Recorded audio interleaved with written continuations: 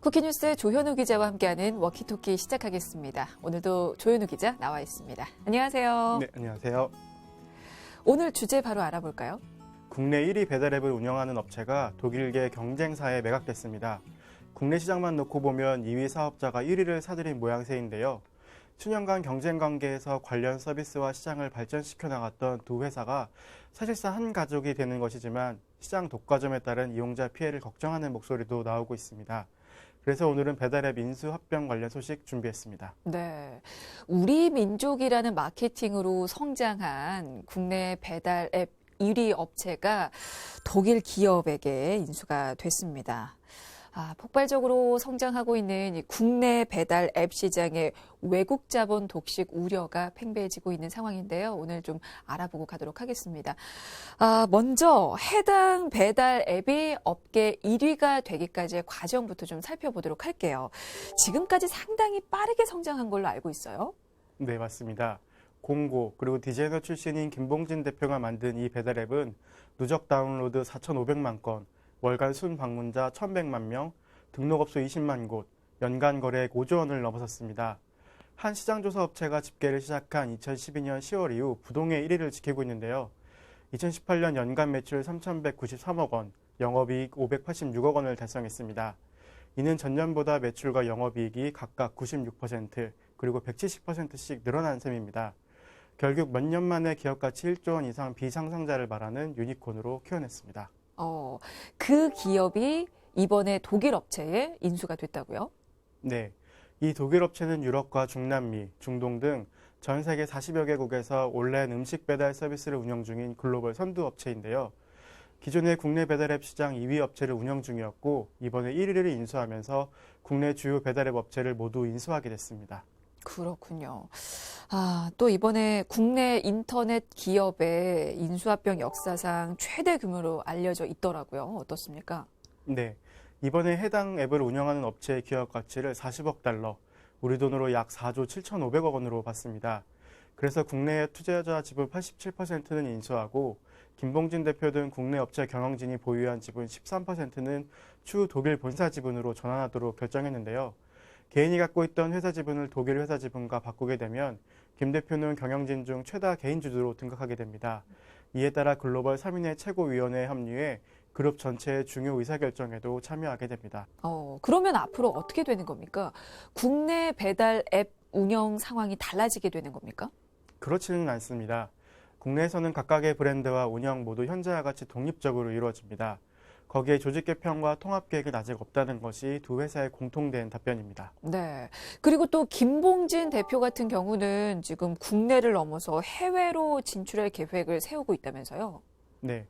싱가포르의 50대 50 지분으로 합작회사를 설립해 김봉진 대표가 회장을 맡아 아시아 11개국의 사업 전반 경영에 나설 계획이라고 밝혔습니다. 앞으로 베트남과 태국, 대만, 말레이시아, 필리핀 등 아시아 10개국 사업을 총괄하게 됩니다. 네, 이 해당 독일 업체 같은 경우는요, 한국뿐만이 아닙니다. 대만, 또 말레이시아 같은 아시아 시장 공략에 좀 공을 들이고 있는 것으로 알려져 있는데요. 이번 인수합병으로 아시아 시장에서 도약의 발판을 마련했다고도 볼 수 있을 것 같아요. 네, 해당 독일 기업의 3분기 경영실적 보고서에 따르면 아시아는 전체 주문량의 38%, 매출과 전체 수익의 32%를 차지하는 핵심 시장입니다. 그런 이유로 공격적인 투자를 감행했지만 성과는 지지부진했는데요. 이 때문에 배달 음식의 천국인 한국에서 보여준 김봉진 대표의 경영 능력을 크게 본 것으로 보입니다. 그리고 또 다른 서비스로 진출할 계획도 가지고 있다면서요? 네, 배달 음식을 넘어 라스트마일 딜리버리 시장에 눈독을 들이고 있습니다. 라스트마일 딜리버리는 상품이 고객에게 전달되는 마지막 배송 단계를 의미하는데요. 최근에 독일 업체는 편의점, 대형마트, 기업형 슈퍼마켓과 협업한 라스트마일 배달 사업을 추진하고 있습니다. 그렇군요. 기존에 국내에서 이루어진 서비스와 좀 비슷하게 볼 수 있을까요? 이게 얼마 전부터 그런 배달 서비스가 이루어지고 있지 않았습니까?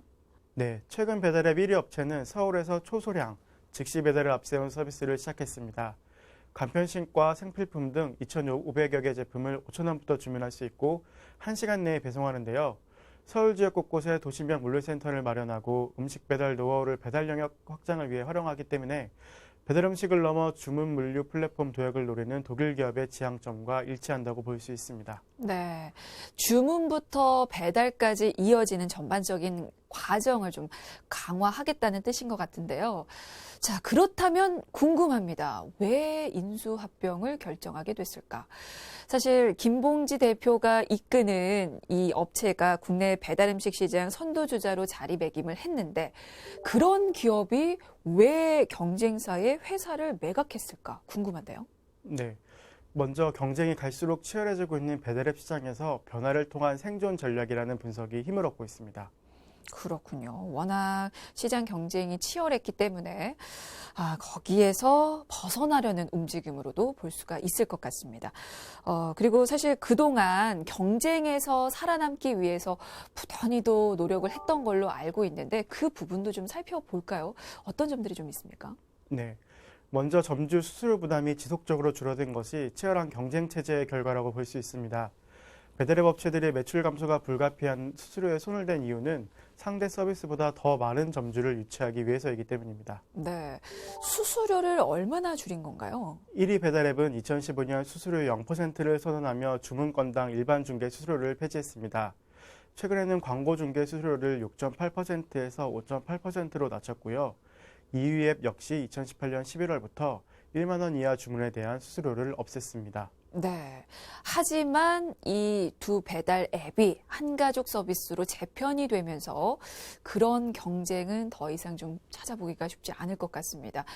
배달 앱 시장 독과점에 대한 우려가 커지고 있는 상황에서 소비자 혜택 역시 좀 줄어드는 게 아니냐 그런 목소리가 좀 나오고 있거든요. 사실은 그동안 점유율 경쟁에서 살아남기 위해서 다양한 할인 경쟁이 좀 있었잖아요. 네. 2위 업체가 지난 8월 시작한 정기 할인 구독 서비스가 대표적입니다.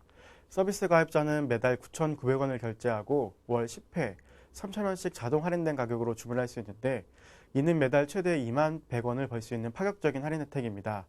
거기에 8월 가입자를 대상으로 3개월 동안 구독료를 절반만 받는 이벤트도 진행해 출시 일주일 만에 가입자 10만 명을 돌파하는 성과를 거두기도 했습니다. 네, 그렇습니다. 2위 배달 앱이 1위를 잡기 위해서 정기 할인 구독 서비스를 론칭을 했는데 이걸 또 견제하려고 1위 앱도 바로 다른 서비스를 진행했죠.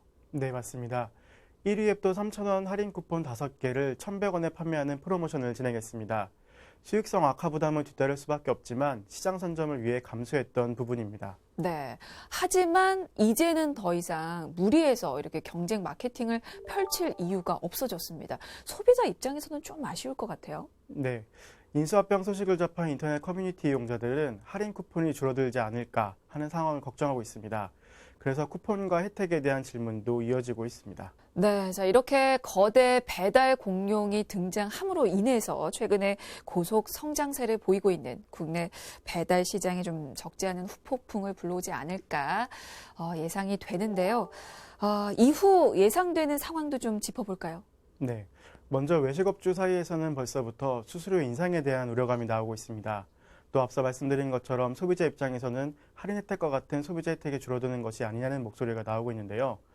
또 영세 상인들의 수익성 악화와 소비자 외면이 맞물리면 국내 배달 시장이 오히려 영세 시장으로 전락할 수 있다는 지적도 있습니다. 네. 그리고 또 이용자들 반응은 독과점 논란과도 좀 연관이 돼 있습니다. 아무래도 사실상 하나의 회사가 이 배달 앱 시장의 한 90% 가까이를 차지하고 있기 때문에 이게 독과점 논란이 아무래도 일 수밖에 없을 것 같아요. 네, 맞습니다. 전문가들은 배달앱 시장의 독점 체계가 형성되면 현재 자영업자들이 부담하는 10% 이상의 배달 수수료가 2배가량 치솟을 수 있을 것으로 보고 있습니다. 배달앱 업체 간 경쟁이 사라져 수수료 협상 등에서 자영업자들이 목소리를 내기 어려워지기 때문인데요. 배달앱 업체가 자영업자에게 받는 수수료를 인상하면 결국 소비자에게 부담이 전가될 수도 있습니다. 그래서 아예 이 배달 시장 성장이 정체기에 접어들지 않을까라는 우려도 나오는 거군요. 네, 발전적인 경쟁이 없는 독과점 체제에서는 최근 연 50%대 고속 성장을 이어가고 있는 국내 배달 시장이 자칫 성장 정체로 접어들 수 있다는 우려도 나오고 있습니다. 일각에서 제기하는 수수료 인상과 할인 정책 축소 등이 현실화된다면 외식업주와 소비자들 모두 배달 서비스에 등을 돌릴 수밖에 없기 때문입니다. 네, 뭐 독과점으로 인해서 발생하는 여러 가지 문제점들, 그리고 그로 인해서 시장 성장에 정체기가 올 수 있다는 전망까지 지금 여러 가지 우려의 목소리가 좀 들리고 있는데요.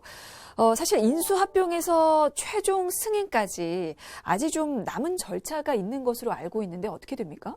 네, 공정거래위원회의 합병 심사가 남아 있습니다. 공정위는 이번 배달앱 인수합병이 시장 경쟁을 제한하는지 여부 등을 따질 예정인데요.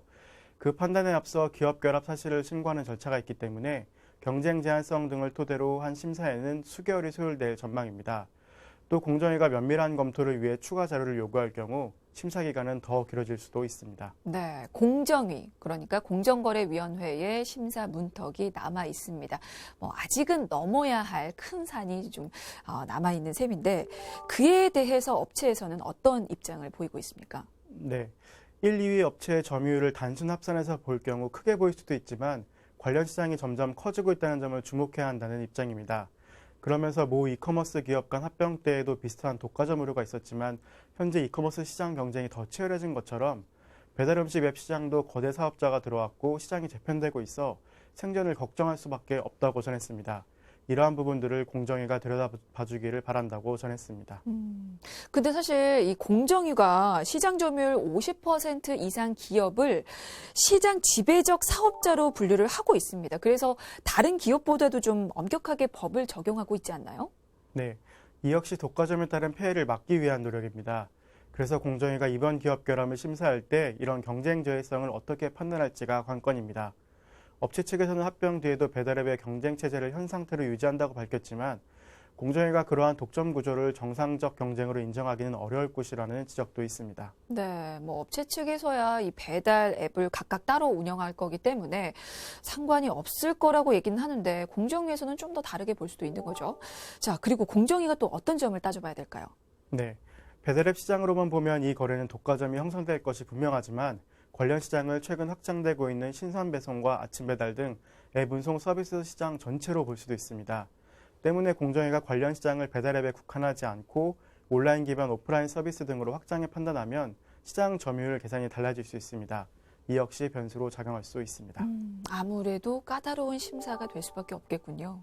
네, 거래 대금이 5조 원에 가까운 초대형 자본시장 거래라는 점, 또 대부분의 자본 차익을 외국계 투자사가 가져간다는 점, 소비자 후생에 직접적인 영향을 준다는 점, 영세 자영업자의 부담을 고려하면 상당히 까다로운 심사가 예상된다는 것이 전문가들의 지적입니다. 그러면 이게 심사가 통과되지 않을 수도 있는 겁니까? 과거에 그랬던 적이 있었나요? 네, 그런 사례가 있습니다. 공정위는 2016년 이동통신 1위 사업자와 케이블 산업 1위 사업자의 기업 결함 신고를 두고 7개월 동안 심사한 끝에 케이블 TV 요금 인상과 알뜰폰 시장 위축 등 소비자 피해로 이어질 수 있다며 승인하지 않았습니다. 또 2014년에는 안경 렌즈 국내 1위 업체와 2위 업체에 대한 인수합병도 불허했는데요. 당시 공정위는 이미 1위 업체가 2002년 국내 1위 업체를 인수했기 때문에 결합 회사를 제외하고는 마땅한 유효 경쟁사가 없는 상황에서 렌즈 가격 인상과 끼워 팔기 등 시장 지배력 남용 가능성이 높다고 밝혔습니다. 네, 이렇게 과거에도 소비자 피해가 우려되는 상황에서 공정위가 대형 인수합병을 불허한 적이 있습니다. 그러니까 불허 결정이 날 수도 있다라는 건데, 그런데도 불구하고 사실은 앞서서도 얘기를 했지만, 배달 앱 시장에서 독과점 폐해가 나올 우려에 대한 목소리가 너무나 크거든요. 그 걱정이 가장 큰 거죠. 네, 맞습니다. 단순히 시장 점유율만 고려하더라도 배달의 업체 1위, 3위를 모두 독일 업체가 장악하는 만큼 배달 수수료 인상, 할인 정책 축소 등의 경쟁 제한으로 소비자 피해가 나타날 위험성이 높아 보입니다. 또 자영업자 또한 거기에 종속될 수밖에 없다는 우려도 나오고 있습니다. 네, 거기에 배달 노동자들도 목소리를 내고 있다고요? 네, 배달 노동자들의 노동조합인 라이더 유니온도 인수합병 발표 직후 성명을 냈습니다. 라이더들은 일방적인 근무 조건 변경을 일삼는 두 회사의 통합이 라이더들에게 피해를 줄까 두려워한다며 단체 교섭을 요구한 상황입니다. 네, 알겠습니다. 생각해야 할 부분이 많고 부작용도 걱정이 돼서 앞으로 상황은 좀 더 지켜봐야겠고요. 차후에 나오는 소식 또 전해드리도록 하겠습니다. 자, 워키토키 오늘은 여기서 마무리 짓겠습니다. 지금까지 쿠키뉴스 조현우 기자였습니다. 고맙습니다. 감사합니다.